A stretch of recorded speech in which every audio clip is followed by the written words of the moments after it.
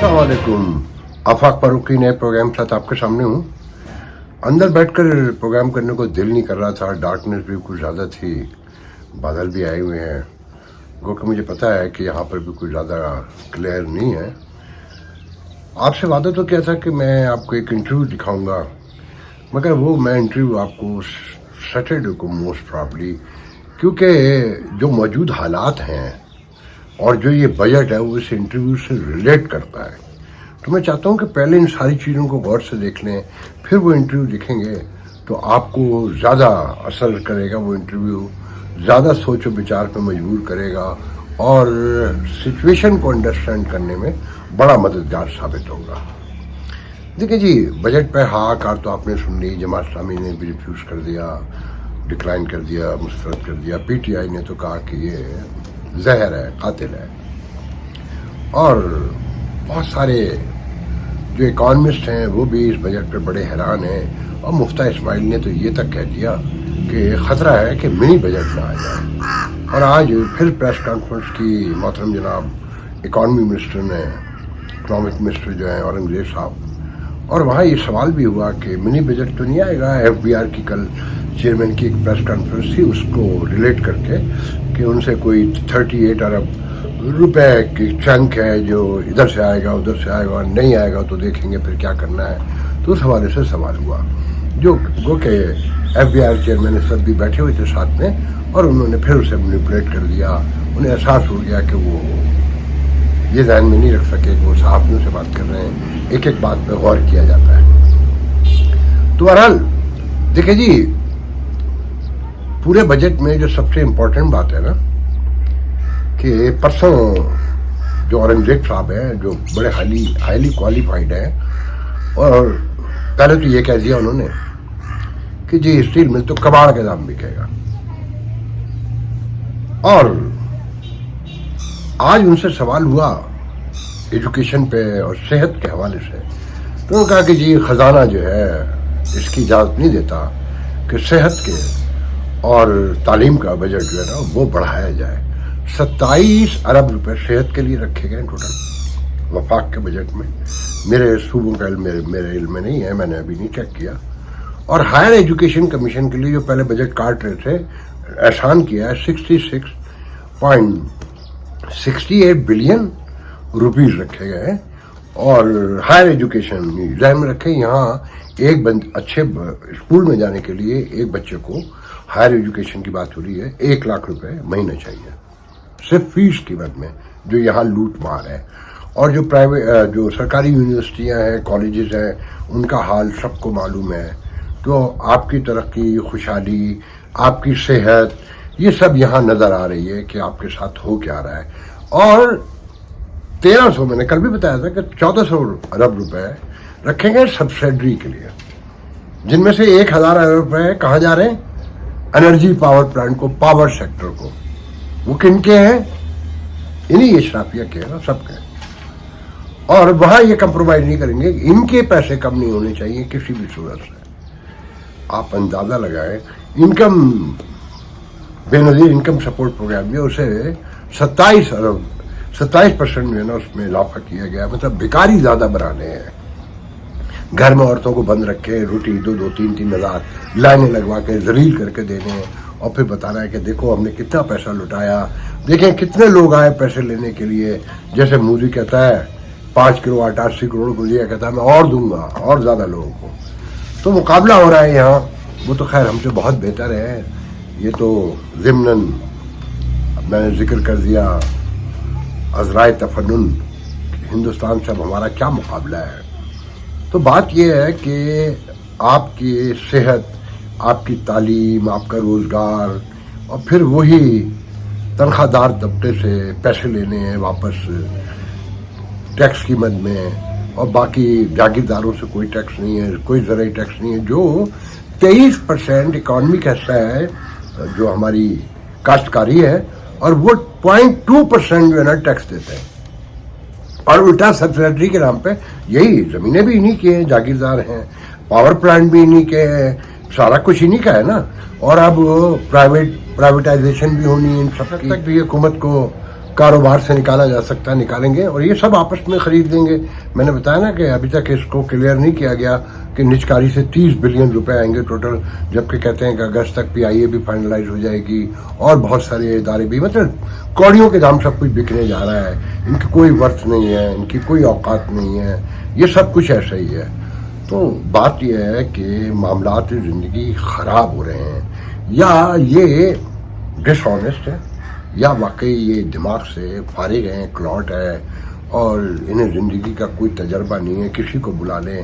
اب دلچسپ بات یہ کہ آج پریس کانفرنس میں وہ علی پرویز ہے, کیا نام اس کا, جو مملکت وزیر مملکت ہے تجارت کا, اکانومی کا, تو اس سے سوال میں ایک سوال یہ بھی کیا گیا کہ یہ اتنے پولیٹیشین موجود ہیں, جمہوریت ہے, ہر بار ٹیکنوکریٹ کیوں آ جاتے ہیں اکانومی کے حوالے سے.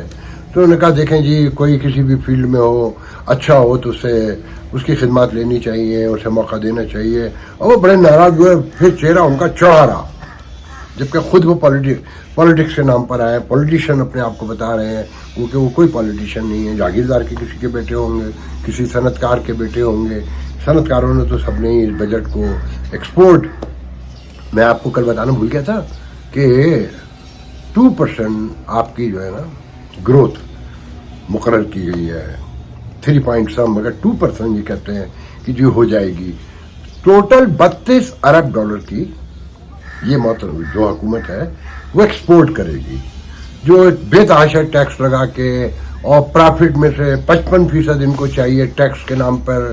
مطلب دکھ سہیں گے بی فاختہ اور کوے انڈے کھائیں گے کہ اگر مجھے نقصان ہو جائے تو میں برباد ہو گیا, حکومت کا کوئی لینا دینا نہیں ہے. اگر میں نے کچھ پیسے کما لیے تو 55% ان کو دے دیں. دنیا میں کہیں 55% نہیں ہے, 40% سے اوپر. یہ بٹ کوائن ہے امریکہ میں, جو آپ سب جانتے ہیں بٹ کوائن, کیونکہ اس میں ایک دم پیسے بھی بنتے ہیں, تو اس میں بھی 40% سے زیادہ نہیں مانگتے وہ, جس میں آپ محنت کرتے ہیں, آپ بزنس کرتے ہیں, ٹائم لگاتے ہیں, مینپولیشن کرتے ہیں, لوگوں کو خوش کرتے ہیں, ناراض کرتے ہیں. وہاں اگر آپ نے پیسے کما لیے تو یہ 55% یہ لے جائیں گے. گاڑیوں کی قیمتیں بڑھا دی, ہر چیز کی, زندگی کی, ٹیلی فون کی آپ کو معلوم ہے بڑھا دی, اور جو ہاسپٹل کی مشینری آ رہی ہے اس پر جو سبسڈی پہلے دی ہوئی تھی, اور جو ڈیوٹی فری کچھ چھوٹ دی ہوئی تھی ٹیکس وغیرہ کی اور سیلز ٹیکس وغیرہ کی, وہ سب دوبارہ ختم کر دیا.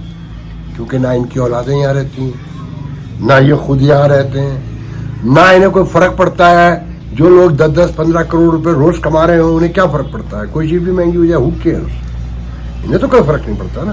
آپ کو فرق پڑتا ہے کہ آپ کی تنخواہ اگر مثال کے طور پہ 2,60,000 ہے تو آپ کی تنخواہ میں جو ہے وہ 1,60,000 آئیں گے. لگا لیں جس کی 1 لاکھ ہے اس کے ہاتھ میں کیا آنے جا رہا ہے. یہ جو تنخواہیں بڑھا رہے ہیں اس سے پہلے مہنگائی شروع ہو چکی. ٹماٹر سے لے کے, پیاز سے لے کے, گوشت سے لے کے بازار میں چلے جائیے. میں چکر لگا کر آ رہا ہوں مختلف. کراچی میں ابھی ایک دوست بتا رہے تھے بکرے کا گوشت 2500 روپے کلو ہے, اور 8 سے 10 کلو گوشت کا بکرا 80,000 روپے کا مل رہا ہے کراچی میں. اب اول تو عام آدمی کی تو ریچ سے نکل گیا. اگر کوئی لے بھی لے گا تو وہ 1-2 دوستوں کو بلا کے باربیکیو کر لے گا. جو غربا یتیم کا تصور ہے وہ کون دیتا ہے؟ یہاں تو لنگر سے کھائیے یا کرپشن سے روٹی ملتی ہے. باعزت راستہ نہیں چھوڑا آپ لوگوں کے لیے کوئی بھی کہ آپ باعزت طریقے سے روٹی کھا سکتے ہو. مجھے نہیں پتا کہ یہاں کیا ہونے جا رہا ہے, کتنا ویژن ہے. ریاست جسے کہتے ہیں ڈیپ اسٹیٹ, وہ کتنی پریشان ہے, اس کا کتنا کنسرن ہے. مطلب 1400 ارب روپے کی سبسڈی اشرافیہ لے کے کھا جائے گی, اور باقی سب بھوک سے ننگ سے مرتے رہیں گے. تعلیم نہیں ہوگی, صحت نہیں ہوگی. یہ 64 to 68% جو یوتھ ہے یہ کہاں جائے گا؟ جرم بڑھے گا نا.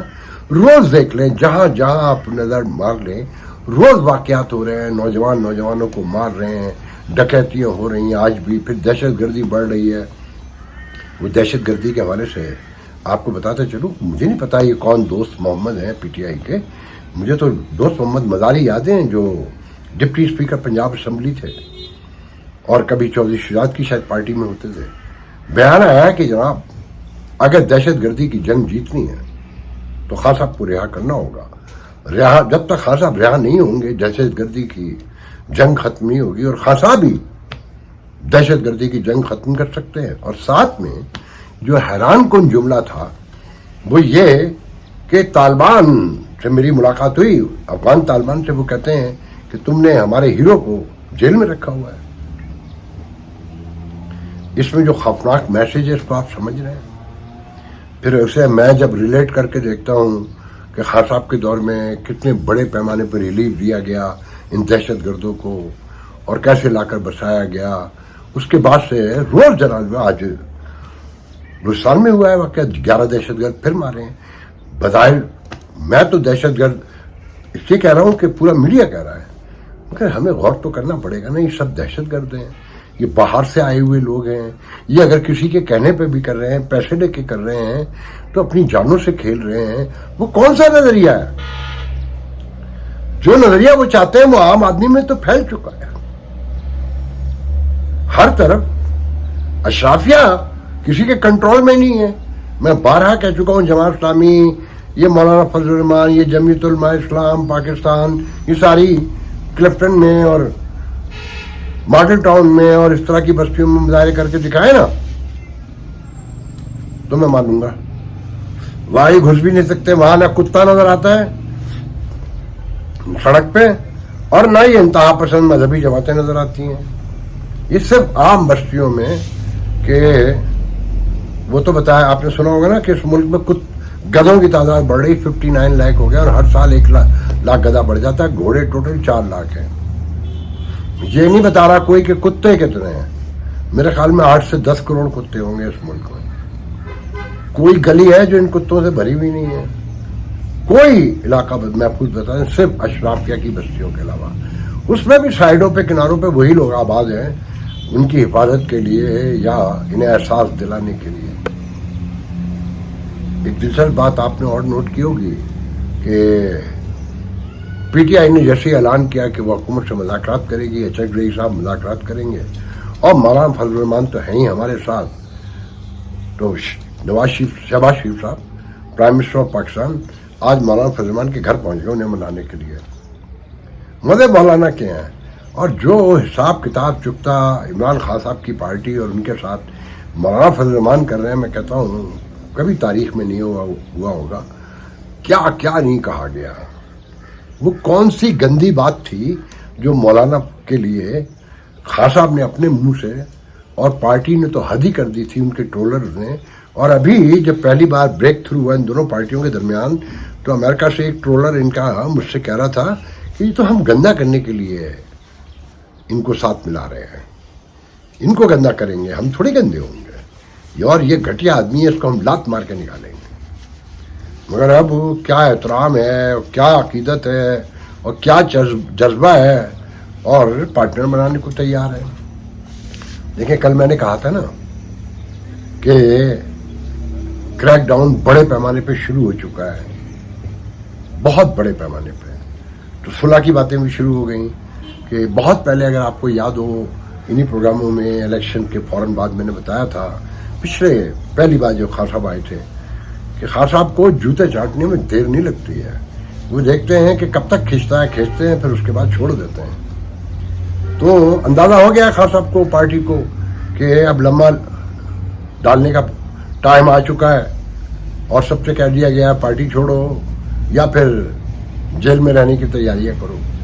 تو صلح صفائیاں بھی ہوں گی، مگر ان صلح صفائیوں کا آپ سمجھتے ہو کوئی فائدہ ہوگا جب دلوں میں کدورتیں ہوں، نیت خراب ہو، اقتدار کی بھوک اور ہوس ہو دونوں طرف، شرائط و مطالبوں کے ساتھ اور کثیف دل کے ساتھ بیٹھ کر؟